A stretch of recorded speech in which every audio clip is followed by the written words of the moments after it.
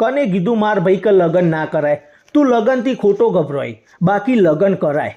તમારું જીવન સુખી કરવું હોય તો લગ્ન કરાય. એક સારી પત્ની મળે ને તો તમારું જીવન ધન્ય ધન્ય થઈ જાય. તમને જીવનની અંદર સારું ખાવાનું બનાવીને ખવડાવે કોણ? તમારી પત્ની. તમારી હરેક દુઃખ તકલીફ, તમે બીમાર થયા હોય તો તમારા હાથે ઊભું રહે કોણ?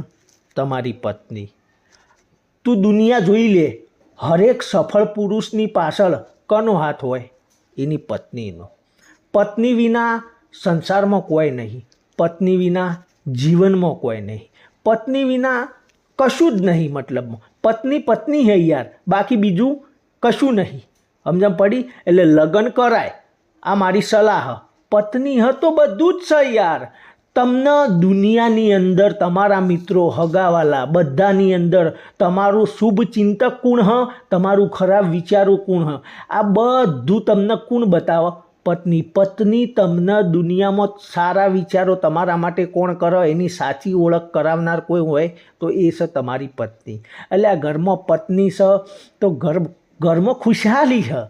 પત્ની વિના કોઈ નહીં. એટલે આપણે તો ખાલી છે ને ઈંટો રેતી કપચીથી ઘર જ બનાવીએ, બાકી એ ઘરના સ્વર્ગ કોણ બનાવે ખબર હ?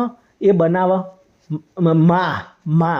માએ તમને જન્મ આપ્યો, તમને માએ મોટા કર્યા, તમને માએ ખવડાવ્યું. સુખ દુઃખમાં તમારા જોડે કોઈ ઊભું રહ્યું હોય તો એ મા છે. મા છે તો બધું હ. મા છે તો તમારું જીવન હ. મા છે તો જલ હે, જલ હે તો જીવન હે, જીવન હે તો માછલી હે, માછલી હે તો મા હે. મતલબ હું કહું તને, મા હ તો બધું હે. મા વિના કોઈ નહીં. મા જ તમારા માટે બધું કરે. સમજે પડી? મા વગર સંસારમાં કોઈ નહીં. એટલે મા તો મા છે. સમજ્યા? બીજા બધા વગડાના મા એટલે કઈ મા? તમારા છોકરાની મા. મતલબ કોણ? તમારી પત્ની. સમજણ પડી? એટલે મારો કહેવાનો મિનિંગ તને શું કે લગ્ન કર, લગ્ન કર અને પત્ની લાય તો પત્ની હ તો બધું હ. ખબર પડી જાય? હું કહું એ આટલા સમજી જાય યાર. હું અટવાઈ ગયો હવે. એટલે પત્ની લવાય, પત્ની એ તો બધું હો ભાઈ. હા, લગ્ન કરી લે. હા.